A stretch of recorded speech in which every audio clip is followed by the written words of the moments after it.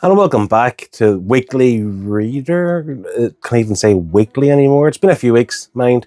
Uh, Listen, I'm not beating myself up about it, so please don't you beat me up either. I missed a few weeks. I didn't read much. I was sick. I was reorganizing this shed. Okay, you can see by the new kind of setup a little bit. I'm now in a different area, a different angle, and you don't realize. As a collector, you don't realize how much crap you accumulate until you have to take it all out at one go, and then you just get overwhelmed with all the stuff you have to put away. And then, I hurt my back, I hurt my leg, and for a few days I was taking some pretty strong tablets, which are great and necessary, but when you're completely zonked out, you're not good for nothing, let alone reading. So I do have some books I've read. I do have some TV shows I caught up on. So let's get into it. The first book I read for this is The Dead Hand, Volume 1, Cold War Relics. It's called Volume 1, but I don't believe anything else has come out since. The reason I read this, unless you're burying your head under the sand or you live in a bubble or whatever, there's a lot of stuff going on in the world these days, and The Dead Hand is a concept I find quite interesting, and when there's a comic off it, I thought, well, I'll check it out. I really enjoyed the premise of this, but I think it was kind of poorly executed. It's written by Cal Higgins, art by Stephen Mooney, and the art was fine. It wasn't necessarily my cup of tea. It was grand, but again, the concept, the idea, the premise, it seemed like it could have been more than what it was. So The Dead Hand, if you don't know, it is some sort of, I don't even know if it's been confirmed or if it's just rumoured, that in the event of nuclear war or the Cold War erupting into physical conflict, Russia would have an AI type of thing that would set off the nukes and the rockets if, say, Russia has been hit by missiles themselves, and there's no Russian authority, the Russian president or whatever, there to kind of give the go-ahead, and there's no one there to stop it. It's like they just send all the missiles, all the bombs. And the idea of how this starts, this comic, is that there's something happens, bit of espionage, a bit of spying. They go in and they determine that the dead hand's almost been left vacant. It's been left alone, and they're worried about what this could mean, and will the dead hand, fire the rockets. So fast forward a little bit, and they've built this little town around the dead hand, and the idea is they want to have this kind of normality around the dead hand, so it doesn't suspect that it's lost the Cold War or lost the war. This town is an American town in Russia, and there's an investigator, journalist guy who comes to look into it. He meets his end, things happen, blah blah blah. And if I'm being honest, I don't think I enjoyed it that much. I think it was okay. It was a good idea, good concept. I'm not convinced it landed with me. I read this a few weeks ago, and I'll be honest, I already can't remember the ending. It can't have been that good. Good idea, poorly executed. Could have been more. Volume 1 indicates there's going to be more. There could have been. Maybe make it bigger and better, broader. But it filled the void. It was something past my time, and that was fine that way. By all means, check it out. The Dead Hand, Volume 1, Cold War Relics. Moved on to my next read, and that was 8 Limbs by Stephanie Phillips, with art by Julia Leia. Apologies. I picked this up at Thought Bubble. It's through Humanoids publisher. And I picked this up at Thought Bubble in November, and I got it signed by Stephanie Phillips. Again, this was enjoyable. A good idea. It's a throwback to kind of 80s movies like Rocky. Same idea, obviously, but from a female protagonist point of view. And I'm going to talk about Cobra Kai in a second, but if you've watched the final season of Cobra Kai, it's kind of like this a little bit. You follow this girl called Joanna, who had was a prize-winning champion Muay Thai fighter. She moves on, she gets defeated, gets married, has a child, and you find a few years later on she's missing the excitement of the fight, the battle. And there's a young teenage girl who's kind of in between foster homes, loses her way slightly, gets in a lot of fights, and she kind of is taken under the wing of Joanna and her husband. They live there for a while. And if I'm being honest, if I read this out, I'm going to do this, I think you could probably piece together the story. So after the devastating final fight of her career that saw her give up her championship title, Muay Thai fighter Joanna began to rebuild her life. She became a mother, opened her own gym, and started teaching a new generation of fighters. But at times, she still finds herself missing the thrill of the fight. Mari has been bouncing around different schools and foster situations all her life. When her most recent school teacher kicked her out due to fighting, her desperate caseworker calls in a favour to an old friend, Joanna, to foster Mari for a few days until a new situation can be found. And while the two have many similarities that bring them closer together, one similarity, their natural inclination to fight, could push them apart with disastrous results. I'll be honest, this you could literally piece it together from that. She teaches her how to fight, she fights, Joanna misses the fight and ends up getting brought into the fight at some point. And it is literally like a good action, kind of Rocky-esque comic book. I enjoyed it, but very simplistic at the same time. But worth checking out. I don't normally DNF comic books because they're comic books. I mean, you can DNF a chapter novel or a prose book because they're hard and dense and difficult and all the rest of it. Comic books shouldn't be like that. But I started reading Lois Lane, which is a 12-issue maxi series by, is it Greg Rucka? I can't remember. Greg Rucka, Mike Perkins is on art, I think. I'm only a few issues in, maybe 4 issues, and I'm finding it tough to enjoy because I'm all for political score and I'm all for kind of making mockeries out of our political leaders and all the rest of it. But I feel like they're doing that here and not giving much of a story to go alongside it. I'm all for giving it to the establishment and all the rest of it. And clearly this book was created whenever your Orange Man was in the White House the first time around. And you have Lois Lane, they're building her up to be this badass, anti-establishment, going against, the norm, trying to take down, institutions, all the rest of it. And she's completely badass, by the way. And even the fact that Superman takes a back seat in this.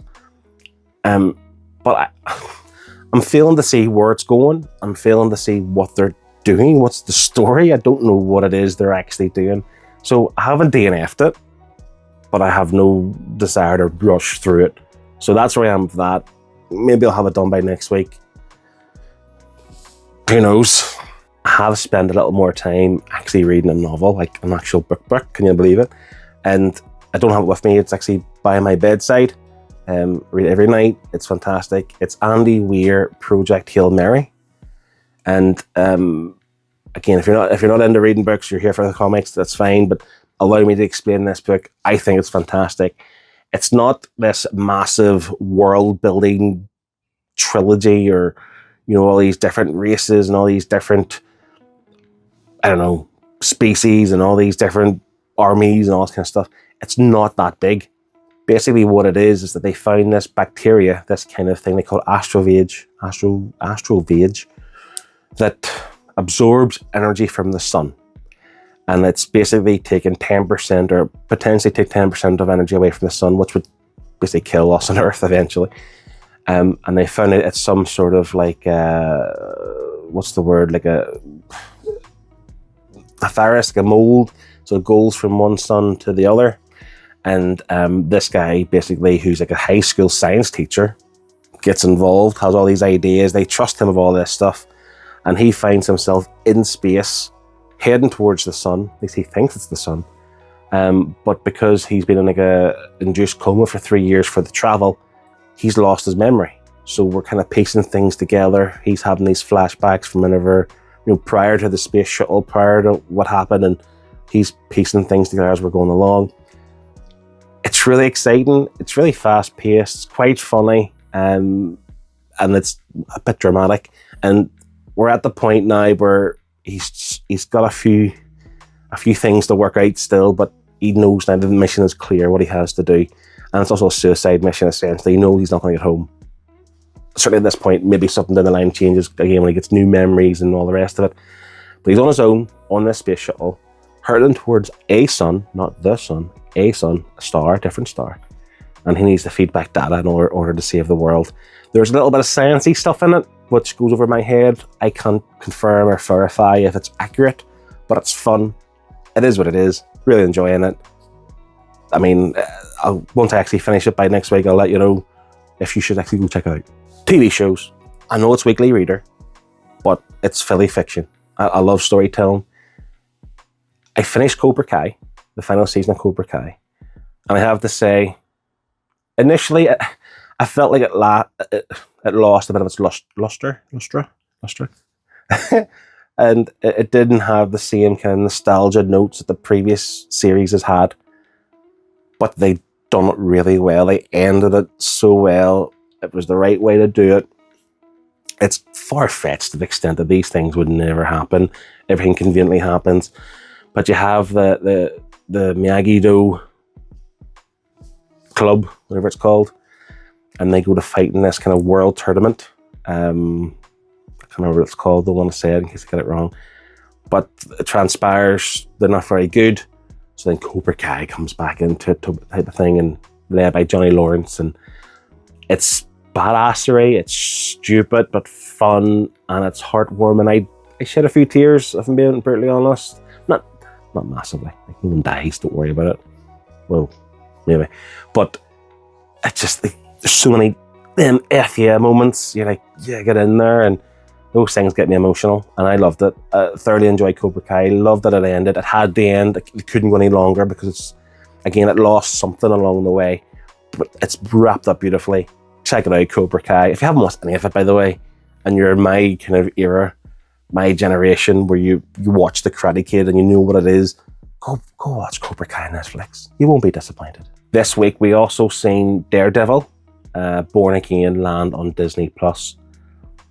I was a massive fan of the Daredevil Netflix show, so I'm glad to see they retained the same actors and actresses at this point, because I would worry if they rebooted this universe for Disney+. I also purposely did not rewatch the Netflix show in preparation for this, because I know it's going to be slightly different, and it is. I can tell without having watched that recently that when say it's been Disney-fied, I mean, there's a lot more cinematic shots. There's a scene where the Kingpin, Wilson Fisk, is eating his breakfast and the camera's panning in from above and he's upside down and all the rest of it. It's like, you wouldn't get that on a Netflix show. You wouldn't get that on any other TV show. But Disney Plus, Marvel Disney Plus, you get that. It's unnecessary. They're trying to get all the cinematic stuff in there. It doesn't impact the story. It's just a different kind of tone, I suppose. But it's still dark. It's still gritty. There's still things that happen. There's still cuss words. There's still brutality. And the first episode, they dropped 2 episodes. The first episode was fantastic. I mean, I'm going to give spoilers because I can't be that arrogant to believe that somebody's watching this before they're watching Daredevil. So if you're watching this, you've probably watched Daredevil anyway. So let's just get into it. Foggy Nelson, Matt Murdock's best friend, partner in his law firm, all the rest of it, gets assassinated by Bullseye. And there's a massive epic fight scene. It's fantastic. And then Daredevil hangs up the horns, essentially, after that first episode. We cut a year later, and what has happened is Wilson Fisk has now become the mayor of New York. And he wants to take down all the vigilantes. And we've heard this before. It's been in comic books loads of times. He wants to stop vigilante behavior. But equally, Daredevil's hung up his horns they have a little meet and greet, basically warning Matt Murdock, do not get involved in what you've done before. It's not happening. But Daredevil's almost enticed into it because he's investigating one of his clients who gets arrested for the murder of a cop. But essentially what he was doing, he tried to stop a beatdown in this one kind of vulnerable individual, and it was undercover cops. I think they were undercover cops. They were doing the beatdown. He tried to step in, being a good Samaritan. One of them died. Not his fault. But they're obviously putting it all on him. But turns out he's a guy called White Tiger, who I do not know who that is. Whatever. But that's almost kind of enticing Daredevil to come back, because there's obviously crooked cops. And because of Wilson Fisk is empowering these people because they don't want vigilantes, he's like, he can't just get away with this. So you can tell he's going to step it up again, going to put the horns back on. There he is, Mr. Daredevil here. And first 2 episodes, there's 18, I believe, in total.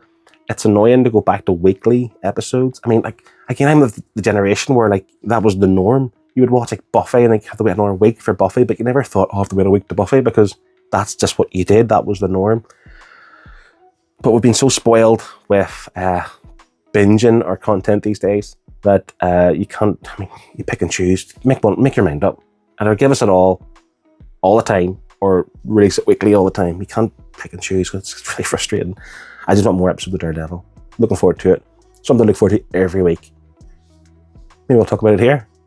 I do promise to get back to regular recording and all the rest of it, and reading. So I mentioned a few weeks I was out of action. I wasn't really reading a lot, and my pull list, like my physical pull list, has built up. Let me kind of emphasize it a little bit here.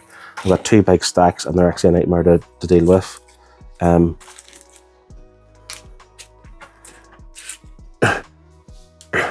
So some pretty big stacks of books. And I think there's more, actually, because I haven't picked up this week's pull list either. So you're talking 40 odd books, comic books, to read. So I intend to not read anything else apart from the Project Hail Mary book. I'm going to read all these comics for next week and talk about them here. I promise. Anyway, thanks for watching. Like, comment, subscribe. What have you watched? If you watched Daredevil, what do you think of Cobra Kai? Have you read any of this stuff? What are you looking forward to reading? What are you currently reading? Comment. Let's see what happens. And I'll see you next week. See you later. Bye.